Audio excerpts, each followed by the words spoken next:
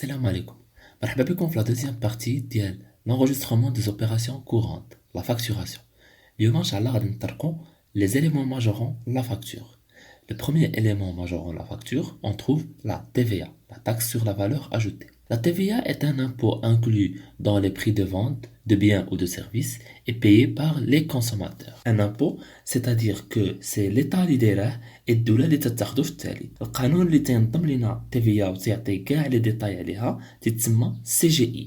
وكل عام يقدو يبدلوا لي طو ولا لي ميثود دابليكاسيون على حسب شنو قرروا في البرلمان ولا شنو صادقوا في قانون المالية. ما عليناش. inclus dans les prix de vente يعني اي بيعه وشريه تلقاو فيها لا TVA. الا مثلا عندنا حطاب قطع شجر وجمع واحد القيمه ديال 1000 درهم د الخشب وباعها للنجار، في هذه الحاله لا فالور اجوتي اللي دار الحطاب اي القيمه المضافه هي 1000 درهم، وخاصو فاش يبيعها الدوله تاخذ 20% من القيمه المضافه، اي 1000 و 20% غتعطينا 100 درهم. هاد الضريبه على القيمه المضافه غتخليه يبيع ديك الخشب اللي جمع ب 1200 درهم تي تي سي، بحيث ديك 1000 درهم تنقولوا ليها اور تاكس حيت صافيه من الضرائب، و200 درهم تنقولوا ليها تيفيا لا تاكس سور لا فالور اجوتي، و1200 تنقولوا لها تي تي سي تو تاكس كومبريز اي خالصين فيها الضرائب. وفاش النجار غادي يشري ديك الخشب ب 1000 درهم اور تاكس غادي يخدم بهم بالحرفه ديالو باش غيصاوب بلاكار اللي غيقدر الثمره اللي ضرب فيه 500 درهم، اي بمعنى البلاكار ساوي 1500 درهم اور تاكس، 1000 درهم ديال الخشب و500 درهم ديال الثمره اللي ضرب النجار، يعني لو ترافاي ديال النجار. فاش غيجي في هذه الحاله شي كليان بحال الحاج كامل باش يشري البلاكار يقولوا النجار ساوي ب 1500 درهم اور تاكس، ولكن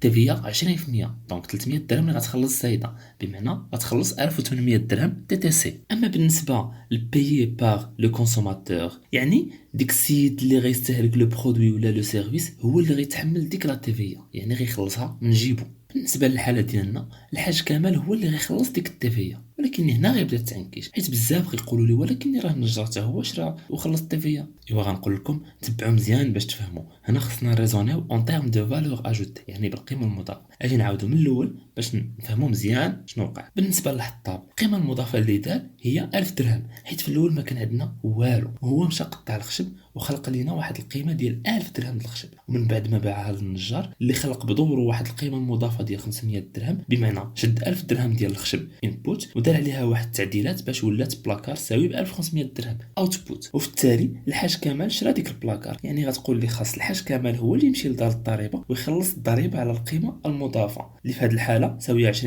اي 300 درهم. مزيان تخيلوا معايا كل واحد شرا شي لعيبه خصو هو يمشي لدار الضريبه باش يخلص التفيه، حيت هو اللي كيتحملها بصفتو كونسوماتور ناري. وتشري غا باسطه ديال الدرهم خاصك تمشي تشد في دار الضريبه باش تخلص لهم 4 ريال ديال التيفيا، وراه ما يمكنش. عليه هاد الدوله مفوضه الجميع ديال التيفيا، يعني لا كوليكت ديال التيفيا للشركات، يعني مستحيل يبيعوا لك شي حاجه بلا ما ياخذوا منك التيفيا اللي في التالي ديال كل شهر ولا 3 شهور تيعطيو للدوله داكشي اللي جمعوا لها ديال التيفيا. وكل شركه مفروض عليها تعطي للدوله الضريبه على القيمه المضافه اللي دارت هي. يعني الحطاب دار اون فالور اجوتي ديال 1000 درهم غيعطي للدوله 200 درهم، والنجار دار فالور اجوتي ديال 500 درهم خاصو يعطي للدوله 100 درهم، يعني 20% ديال لا فالور اجوتي. وهادشي اللي وقع بيان سور. الحطاب عطى ديك 200 درهم ديال التيفيا اللي فاكتور على النجار، اي النجار اللي خلصها. كما قلنا النجار ماشي كونسوماتور، يعني ما خصوش يخلص التيفيا، عليها الدوله تتقول له نقص ديك التيفيا اللي خلصتي التيفيا اللي كتجمع ليا. فاش النجار غيبيع البلاكار ب 1500 درهم اور تاكس غياخد 300 درهم ديال التيفيا اللي خصو يعطيها للدوله، غيشد ديك 300 درهم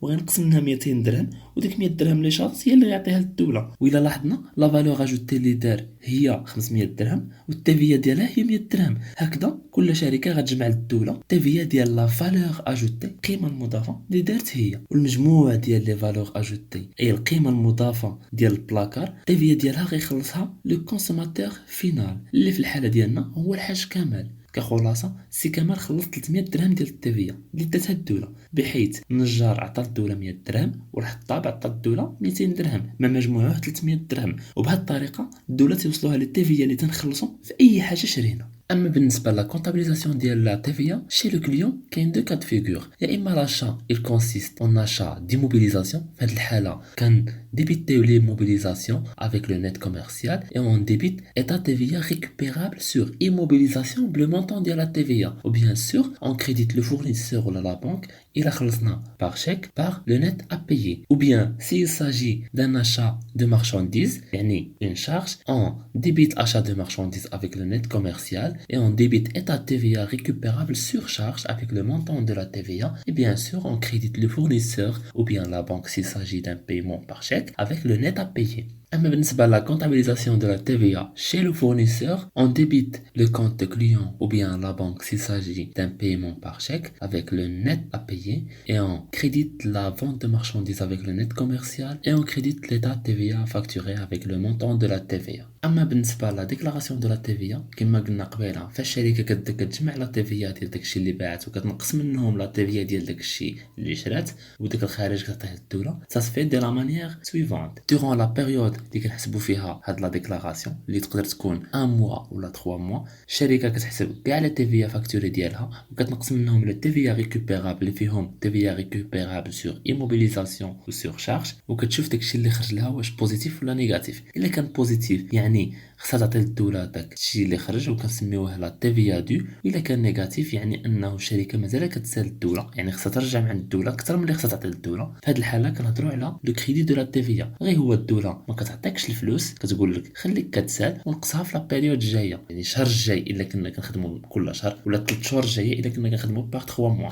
كنشدوا لا TVA فاكتوري وكنقصوا منها لا TVA ريكوبيرابل وكنقصوا لو كريدي دو TVA الا كان عندنا. الا ما كانش عندنا ما كنقصوش، وكنشوفوا عاوتاني شنو خرج لنا. الا كان بوزيتيف داكشي كنعطيوه للدوله كيتسمى TVA دو، الا كان نيجاتيف كنتسناو البيريود الجايه وكنعاودوا عاوتاني هادشي هذا، حيت الدوله ما كترجعش الفلوس مي كتقول لك خليك كتسال. كنهضروا على لو كا ديال لا ديكلاراسيون مونسيوال ديال لا TVA فاش كيكون شيفر دافير ديال الشركه اكثر من 1 مليون دو درهم، وكنهضروا على لا ديكلاراسيون تريمستريال ديال لا TVA يعني شاك 3 موا فاش كيكون شيفر دافير ديالها قل من 1 مليون دو درهم. بالنسبه لهاد لا ديكلاراسيون اللي درناها دون مانيير اكسترا كونطابل، يعني بحال شدينا ورقه ستيلو بدينا كنحسبوا شحال خصنا نعطيو للدوله ولا شحال مازال كنسالو للدوله. باغ كونطخ في لا كونطابيليتي كيكونوا عندها دي زيكريتور اللي يمكننا نشيماتيزيوهم باغ ليكريتور سويفونت. الشركه كديبيتي ايتا TVA فاكتوري ديال لا بيريود ان باش كنحطوا شنو خصنا نعطيو للدوله. في لا كونتربارتي اون كريديت ايتا TVA ريكوبيرابل سور ايموبيليزاسيون و ايتا TVA ريكوبيرابل سور شارج ديال لا بيريود ان باش كنقولوا ها شنو خص الدوله ترجع لينا. اي بيان سور اللي كان عندنا في لا بيريود بريسيدونت ان كريدي دو TVA كنحطوه في لا بارتي كريدي، يعني كنحطوا ايتا كريدي دو TVA ديال لا بيريود N-1. Et si par exemple اللي خصنا نرجعو من الدولة أكثر من اللي خصنا نعطيوها، في هاد الحالة كنهضروا على ان كريدي دو TVA، يعني لو كا اللي لقينا قبيلة et كنديرو ايتا كريدي دو TVA وكنحطو لو مونطون دو كريدي دو TVA، يعني لو مونطون اللي كنسالو للدولة. et si par exemple خصنا نعطيو للدولة أكثر من اللي خصنا نردو من عندها، كنكونوا في لو كا اللي لقينا قبيلة ديال TVA دو، يعني اون كريديت ايتا TVA دو avec le montant de TVA اللي خصنا نخلصو للدولة. Donc je pense طرقنا l'enregistrement des opérations courantes, les éléments majorant la facture, à savoir la TVA. خاصنا نديرو شوية ديال التمارين باش نزيدو نضبطو هادشي هذا إن شاء الله.